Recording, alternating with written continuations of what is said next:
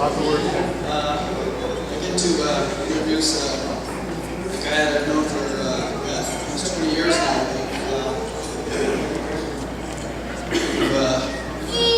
I've never had to play against him. We've been teammates for all these years. And he's just a great guy. If you look at his body, you can tell he's a heck of a ball player. The thing about Van is that if you meet him or talk to him, he's kind of unassuming. But he's on the baseball field, he's on the mound, he's a committer, and he's in the dugout. The way we put it, he's kind of a smart ass. He's got these little one-liners, he just seems to throws out there, just don't know what's coming from him. After all these years, it'll work together. But he's played with several teams over his career at MSBL, and I've been fortunate to move along with him. Wherever he goes, I go, and vice versa. So it's worked out pretty great. He's an outstanding player, great guy. And when we started putting teams together to go to Phoenix, I had to make sure he was on the team. We were rewarded. He's pitched so many big games for us, semifinals, the championships to get us a ring. My fondest memory is our very first one. Everybody in the team won a ring yet. We went undefeated. He pitched 2 games. First round-robin game, he pitched 9 innings to a shutout. We're fortunate to have him ready to come back and throw the championship game and threw another 9 innings and another shutout.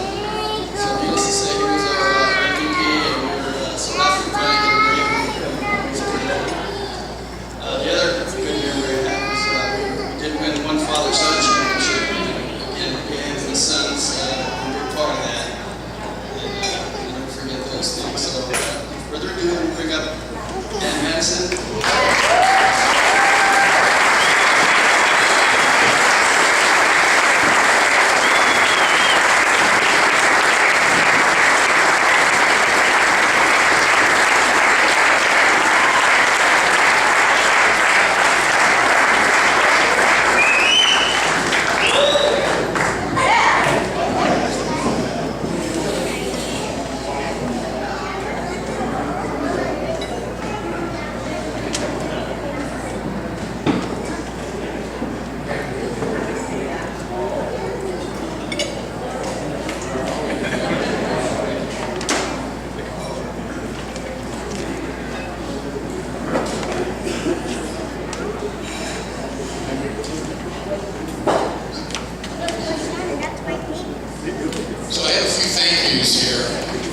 And by the way, thank you all very much.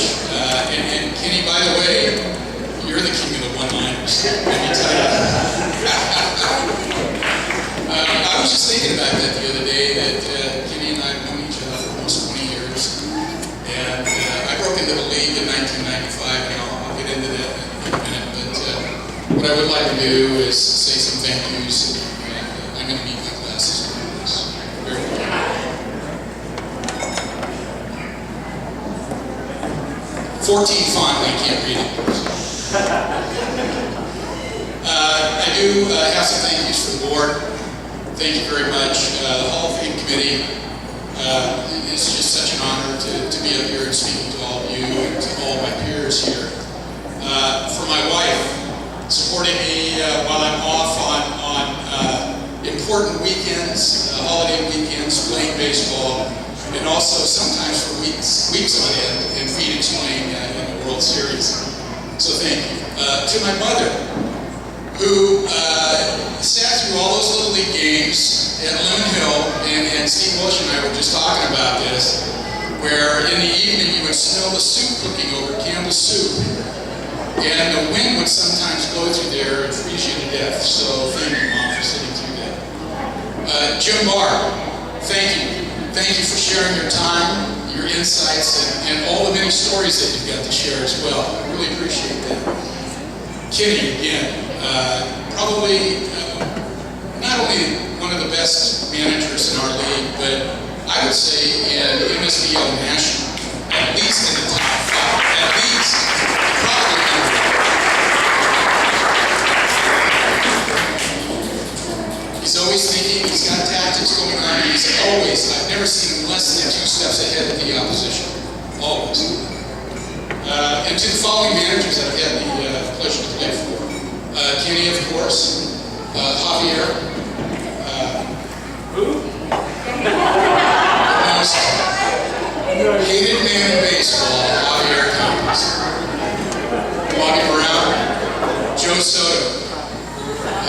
And Greg Giardi. I don't know if Greg's here tonight. But to wrap this up, I'll just share how I got into the league. And it was when I was with a financial services company back in 1995. There was a young man that stuck his head into my office. And I didn't know who he was. And he sticks his head in my office. He goes, "Hey, can I talk to you for a second?" I said, "Sure, come on in." He introduced himself. And he goes, "Hey, I hear you used to play a little bit of baseball." I said, "Well, that was 20 years ago. At the time, it was 20 years ago." I said, that was in another life. I haven't played 20 years. He goes, "Well, you know, my dad has a baseball team in this men's league. I wondered if you'd maybe be interested in playing because he's got a few guys that are going on vacation." This was in July of 1995. And I said, "Look, I haven't played in years." He goes, "Well," and my office was near Cal Expo. And Paradise Island was open at the time. They had some batting cages, and the batting cages were in 10-mile-an-hour increments, so it went from 50 to 90 miles an hour. And so he goes, "Well, let's go over and hit some tomorrow night." I said, "Well, maybe." So the following day, I found some old batting gloves, found a bat, and we went over the cages, and we went into the 60-mile-an-hour cage.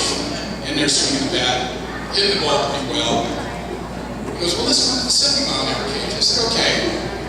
In there, hitting the ball. I said, "Well, you look like you could probably play in this league." So I started to walk over to the 80-mile-an-hour cage. He goes, "Hey, where are you going?" I said, "I'm going in the next cage, 80 miles an hour." He goes, "Nah, don't worry about that." Because they don't throw that hard. So anyway, that's how it started. He introduced me to his dad, Greg, and that was with the Padres. Ken played with the Padres. That's where we met. And that's how I got into the league. With that, I'm going to wrap it up and just say thank you all very much. I appreciate playing with all you guys. I know there's not a person out there that's not playing with pain or something aching them, and you're out there for the love of the game. And so I appreciate that, and I want to thank you again.